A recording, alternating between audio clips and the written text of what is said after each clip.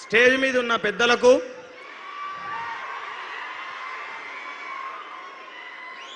దయచేసి ఒక్క 4 నిమిషాలుంటే జరిగిన వాస్తవాలన్నీ మీకు అందరికీ కన్నీళ్ళు వస్తాయి. నేను చెప్తే బాధలకి జస్ట్ ఒక్క 4 నిమిషాలు ఉన్న తర్వాత మీరు మొత్తుకోండి. 4 నిమిషాలు నేను చెప్పేది వినండి అందరూ. జస్ట్ తెలంగాణలో పోలీస్ అభ్యర్థుల మరణాలు ఎలా జరుగుతున్నాయో క్లియర్గా చెప్తా. జస్ట్ ఒక్క 4 నిమిషాలు మీరు సైలెంట్గా ఉంటే నేను స్పీచ్ తొందరగా ముగిస్తా. పెద్దలు మాట్లాడాలి. స్టేజ్ మీద ఉన్న పెద్దలకు, స్టేజ్ కింద ఉన్న తెలంగాణ జ్ఞాన జ్యోతులకు, పోరాట యోధులందరికీ పాదాభివందనాలు. తెలంగాణ తెచ్చుకుందే నిధులు, నియామకాలు, నిధుల ద్వారా తెచ్చుకున్నాం. కానీ ఈ కాంగ్రెస్ ప్రభుత్వం వచ్చిన తర్వాత రైతులకు నీళ్లు రాకపోయే, తర్వాత విద్యార్థులకు నియామకాలు రాకపోయే, నిధులు ఎట్టిపోతున్నాయో ఆ దేవుడికే తెలియాలి. ఇప్పుడు పోలీస్ అభ్యర్థులలో చెప్తున్న ఒక స్టోరీ, నారాయణపేటకు చెందిన రమేష్ అనే స్టోరీ. ఇది మరలా ఒకసారి చెప్తున్నాను నేను, వినండి. మే నెలలో, జూన్ నెలలో తొలకరి జల్లులు పడ్డాయి. తొలకరి జల్లులు పడ్డ తర్వాత ఆయన మన ఇంటి దగ్గర ఉన్న వాళ్ళు కౌలుకి, రైతుకు పొలానికి రైతు డబ్బులు చెల్లించాలి కదా. ఆ డబ్బులు చెల్లించడం కోసం తన భార్య మెడలో ఉన్న బంగారు తాడిని బ్యాంకులో తాకట్టు పెట్టి ఆ డబ్బులు తీసుకువచ్చి కొన్ని భూమి తీసుకున్న వ్యక్తికి కట్టి మిగిలిన డబ్బులు విత్తనాలకి దాచుకున్నాడు అనమాట. ఆ దాచుకున్న డబ్బులు ఏం చేసిందంటే జూన్ 2వ తారీఖు 19,000 పోస్టులతో నోటిఫికేషన్ రాబోతుందని సివి ఆనంద్ గారు ఆర్థిక శాఖకు ఆమోదం పొందిందని చెప్పారు. అది చూసిన ఆ తండ్రి ఆ డబ్బులు కొడుక్కి ఇచ్చి హైదరాబాద్ తోలితే కరెక్ట్గా హాస్టల్ ఫీజు, కోచింగ్ ఫీజు అన్ని డబ్బులు అయిపోయిన తర్వాత 5,000 పోస్టులకు మాత్రమే ఆర్థిక శాఖ ఆమోదం తెలియదని చావు కబురు చల్లగా చెప్పినప్పుడు ఆ కొడుకు మాకు ఫోన్ చేసి, అన్నా ఇంటి దగ్గర నాన్నకి విత్తనాల డబ్బులు తీసుకొని కోచింగ్కి వచ్చిన కన్న తల్లి ఏమో బంగారు తాడు ప్లేస్లో పసుపు తాడు కట్టుకొని నిలబడింది, వీడేమో 5,000 పోస్టులు వేస్తా అంటున్నాడు, నా కులానికి ఒక్క పోస్ట్ వస్తుందని చెప్పితే దానికి సమాధానం ఏమని చెప్పాలి? తెలంగాణలో ఎవరిని అడగాలి? ఆ సమాధానం ఎవరిని అడగాలి? ఆ పిల్లగాడి యొక్క గొంతు ఎంత? రేవంత్ రెడ్డి కాదు, 5,000 పోస్టులు నువ్వు ఎలా పంచుతావన్నావో నేను ఇక్కడి నుంచి చెప్తున్నా, వినండి మీరు. సరూర్ నగర్ స్టేడియం నుంచి నువ్వు ఏ ఎల్బీ నగర్ స్టేడియంలో అయితే 5,000 నియామక పత్రాలు ఇస్తున్నావు, తలలు లెక్క పెట్టుకుంటున్నావు కదా. ఇదే మా పోలీస్ అభ్యర్థులతో ఛాలెంజ్ చేస్తున్నా, 5,000 పోస్టుల్ని నువ్వు రోస్టర్ విధానంలో SC, ST, EWS, BCA, BCD, ఈ NCC quota, CPP quota, MSP quota, sports quota, ex servicemen quota, home guard కోటకి 15 రకాల కోటాలకి నువ్వు ఎలా పంచుతావు మా అందరికీ కూడా చూపెట్టు. 5,000 పోస్టులలో 3,000 పోస్టులు సిటీ సరౌండింగ్ లో పోతే 2,000 పోస్టులు 29 జిల్లాలకు వస్తే మిగిలిన 1,400 పోస్టులు 33% మహిళల బొంగ 1,400 పోస్టులు 29 జిల్లాలకు 14 కేటగిరీలకి పంచు. నువ్వు పంచే ధైర్యం ఉందా? నీకు గుండె ధైర్యం లేకనే ఇన్ని రోజులకు 5,000 పోస్టులకి నువ్వు నోటిఫికేషన్ ఇవ్వలేకపోయినావు. అదే ఇచ్చే ధైర్యం ఉందా? ఒక్క కులంలో ఒక్క పోస్టు కూడా రాకుంటే నువ్వెందుకయ్యా పోస్టులు నువ్వెందుకు ఇస్తున్నావు? అలాగే జీవన్ నెంబర్ 40 రద్దు చేస్తా అని నల్లగొండ, మహబూబ్ నగర్, ఖమ్మం, వరంగల్, కరీంనగర్ జిల్లాలలో 48 సీట్లు వస్తే తల్లి పాలు రొమ్ము గుద్దినట్టు నువ్వు ఆ జీవన్ రద్దు చేయకుండా నీ పార్టీ కార్యకర్తల కన్నా నీ జీవన్ నెంబర్ 40 బాధ్యతల్ని రోడ్ల వెంబడి తిప్పావు కదా. ఆ రద్దు చేయకుండా, జీవన్ నెంబర్ 40 రద్దు చేయకుండా దాని మీద క్యాబినెట్ సబ్ కమిటీ వేసి ఆ కమిటీ రిపోర్ట్ లేకుండా ఇంతవరకు ఇవ్వకులే. ఆ కమిటీ రిపోర్ట్ ఇవ్వకుండా టీజీఎస్పీ పోస్టులను రిలీజ్ చేసినట్లయితే దాని మీద కోర్టులో కేసేస్తుందని తెలుసుకొని ఈ తెలంగాణ ఉమ్మడి ఆంధ్రప్రదేశ్ వచ్చిన చరిత్రలో టీజీఎస్పీ పోస్టులు లేకుండా నోటిఫికేషన్ ఇచ్చిన చరిత్రలో రేవంత్ రెడ్డి గారు ఒక్కడే మిగిలిపోయిండు. ఇన్ని అవాస్తవాలు జరుగుతున్నాయి. అదే జీవన్ నెంబర్ 46 మీద హైకోర్టులో కేసు నడుస్తున్నప్పుడు రాకేష్ రెడ్డి అన్న మా అందరి దగ్గరకు వచ్చి ఆ రోజు ముఖాల మీద కూర్చొని ఏడుస్తున్న సమయంలో మేము ఓట్లేసిన ఏ నాయకుడు రాలే, మేము ఓటేయని రాకేష్ రెడ్డి అన్న వచ్చే మా కన్నీళ్లు దూర్చాడు. ఇక్కడున్న పోలీస్ అభ్యర్థులందరికీ అది గుర్తుపెట్టుకోవాలి.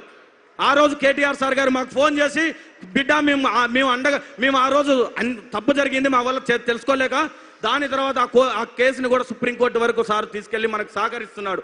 అలాగే జీవన్ నెంబర్ 31 ఏజ్ రిలాక్సేషన్, ఇది ఎంత అన్యాయమో చెప్తా.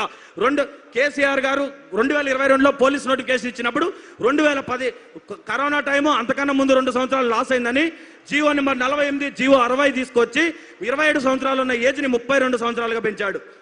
నేను అంతకన్నా గొప్పని కావాలనే ఉద్దేశంతో జీవో 31 తీసుకొచ్చి 32 సంవత్సరాలని 34 తీసుకొచ్చాడు. 2024 ఫిబ్రవరి 7 నుంచి 2026 ఫిబ్రవరి 7 వరకు ఈ 2 సంవత్సరాల కాలంలో పోలీస్ నోటిఫికేషన్ వచ్చిందా? ఆ జీవో చెల్లని జీవో ఒక చరిత్రలో నిలిచిపోయింది. ఏ దరిద్రుడైనా ఏ మూర్ఖుడైనా ఏజ్ రిలాక్సేషన్ పెంచుతాడు కానీ అది గ్రహించిన సుధీర్ రెడ్డి గారు మన ఎల్బీ నగర్ శాసనసభ్యులు ఆ జీవోలు ఎవడు చూడాలనుకున్నాడు. కానీ నిరుద్యోగ సమస్యల పైన కొట్లాడే సుధీర్ రెడ్డి అన్నగారు ఆ జీవోని పరిశీలించి వెంటనే ప్రెస్ మీట్ పెట్టడం ద్వారా నైట్కు నైటే జీవో నెంబర్ 87 రిలీజ్ చేసి 34 సంవత్సరాలు ఉన్న దాన్ని 32 సంవత్సరాలు 27 నుంచి 32కు పెంచాడు. అంటే నీ అన్యాయాన్ని ఎవడు ప్రశ్నించలేడా? ప్రశ్నించడానికి వస్తాడు, తరానికి ఖచ్చితంగా ఒకడు ప్రశ్నించేవాడు వస్తాడు. ఆ ప్రశ్నించడానికి వచ్చిన రోజు నీ పార్టీ కూక్కడ వీళ్ళతో సహా పెకిలించకపోతుంది. ఇందివాస్ ఒక్కరోజు దిల్షుఖ్నగర్ వచ్చినా మా పోలీస్ అభ్యర్థుల కష్టాలు తెలుస్తాయి. హాస్టల్లో అన్నం తినలేక సాయిబాబా టెంపుల్ అర్ధాకలతో అలమటిస్తూ స్టడీ హాలల్లో వెన్నుముక అరిగేలాగా కూర్చున్నా నువ్వు 5,000 పోస్టులు వస్తాయని చెప్పిన రోజు మా గుండె పగిలిపోయింది కదా. ఇచ్చిన వినతి పత్రాలు చిత్తు కాగితాల లాగా చెత్త బుట్టలోకి వెళ్తుంటే సమస్యకు పరిష్కారం ఎక్కడ దొరుకుతుంది?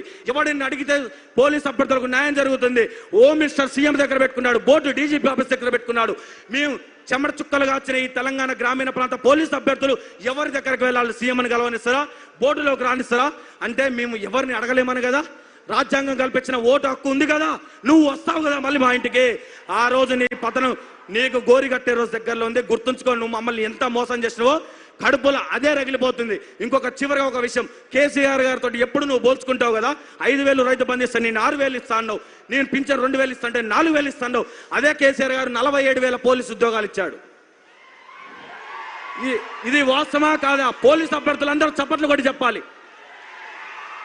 2022 పోలీస్ నోటిఫికేషన్ లో 18,000 పోస్టులతో నోటిఫికేషన్ ఇచ్చినప్పుడు నేను అంతకన్నా గొప్పవాడు కావాలి అనుకుంటే 20,000 పోస్టులతో నోటిఫికేషన్ ఇవ్వాలి. కానీ 5,000 పోస్టులతో నోటిఫికేషన్ ఇస్తే మాటల్లో కాదు, రేవంత్ రెడ్డి గారు చేతుల్లో చెప్పాలి. 18 మంది అమరవీరులు జరిగారు. ఇదే ఇంకొక విషయం, జీవో నెంబర్ 46 కేసు హైకోర్టులో జరుగుతుంది. మేమందరం హైకోర్టుకి ఆటోలో వెళ్తుంటే కోర్టులో కేసు వేసిన వాళ్ళ నాన్న మా అమ్మటి రోజు తిరిగే విద్యార్థి రోజు ఫోన్ చేసి వాళ్ళ నాన్న కేసు ఏమైంది చిన్న మావాడు ఊకే భయపడుతుండే ఇంట్లో అని అడిగితే కోర్టుకు పోయే క్షణం వల్ల వాళ్ళ నాన్న ఫోన్ చేస్తే అన్నా నా కొడుకు చచ్చిపోయిండు దినానికి రమ్మని నా తండ్రి చెప్పినప్పుడు గుండెలు రోజు ఇచ్చినాయి కదా ఇక్కడ ఉన్న వాళ్ళై. ఇంకొక విషయం, ఆ రోజు బస్సు యాత్ర కోసం ఇదే ఇంద్రానాయక్ అన్న, ఇదే నవీన్ పట్నాయక్ని, ఇదే శంకర్ని, ఇదే శంభుని, ఇదే చెర్రి ప్రవీణ్ని, ఇదే బుక్యా కుమార్ని నువ్వు గద్దల్లాగా వాడుకున్న రోజు మీకు దేవుళ్ళలాగా కనపడ్డావు. కానీ ఈ రోజు మేము దెయ్యాలలాగా కనపడుతున్నావా?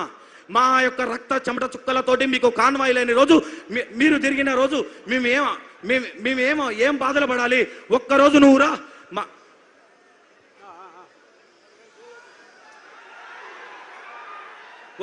ఒక్కరోజు నువ్వు వచ్చి మా అవస్థలు పడు. 33 రోజులుగా దేవుణ్ణి ప్రార్థించినట్టు నిండే ఎండలో కానీ వర్షంలో కూడా దిల్షుఖ్నగర్లో మొత్తుకుంటుంటే మా యొక్క ఆర్తనాదాలు విని నువ్వు ఎండ్రిని తాగి చచ్చిపోమంటావా? నువ్వు నన్ను కన్నవా? నువ్వు నాకు అన్నం పెట్టినవా? నువ్వు ఎవడివిరా నన్ను చచ్చిపోమంటానికి? బాయిలో దూకి చావమంటావా? నీకు ఓటేయడం కోసం ఇదే జీవో నెంబర్ 46 బాధ్యతలు నీకు పోలీస్ అభ్యర్థులు నువ్వు అనుకుంటున్నావేమో.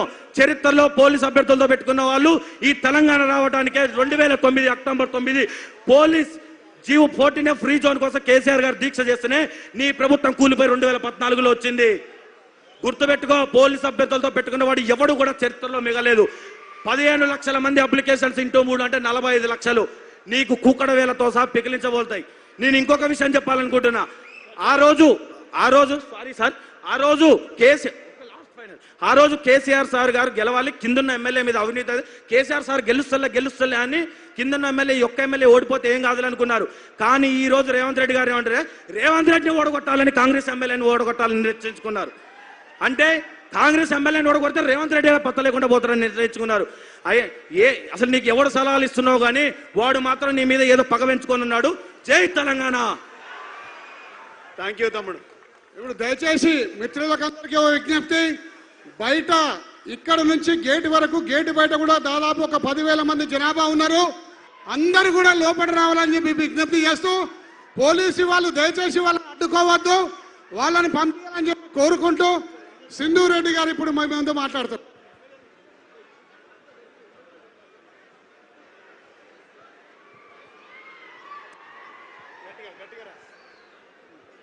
అందరికీ నమస్కారం. ముఖ్యంగా స్టేజ్ని అలంకరించిన పెద్దలకి, స్టేజ్ కింద ఉన్న నా సోదరిమణులందరికీ నమస్కారం. నా పేరు సింధు.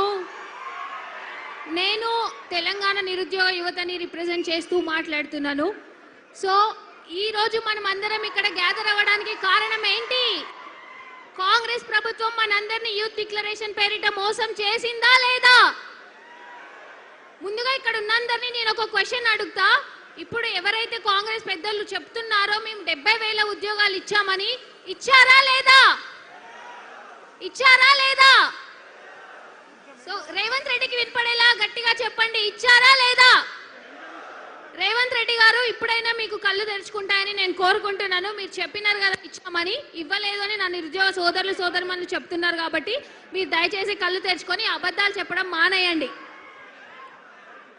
ఈరోజు యూత్ డిక్లరేషన్ పేరిట మనందరి భవిష్యత్తుకి డెత్ డిక్లరేషన్ రాసింది కాంగ్రెస్ ప్రభుత్వం. అవునా కాదా?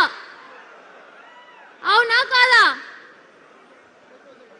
సో మనం అందరం కలిసి కట్టుగా ఏకంగా ఉండి రేవంత్ రెడ్డి గారి రాజకీయ భవిష్యత్తుకి మనం గోరీ కట్టాల్సిన అవసరం ఉందా లేదా? అందరం కలిసి కట్టుగా పనిచేద్దామా?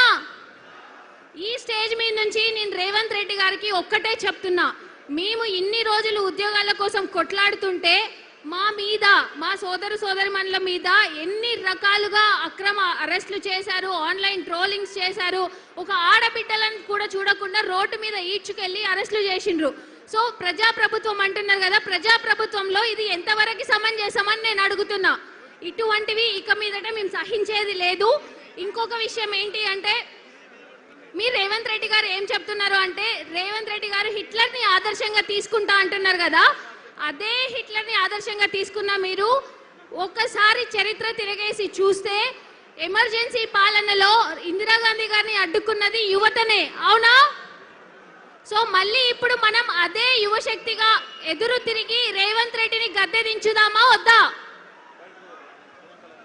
సో ఈ అవకాశం నాకు ఇచ్చినందుకు సుధీర్ రెడ్డి గారికి ఇంకా రామన్న గారికి థ్యాంక్ యూ. జై తెలంగాణ.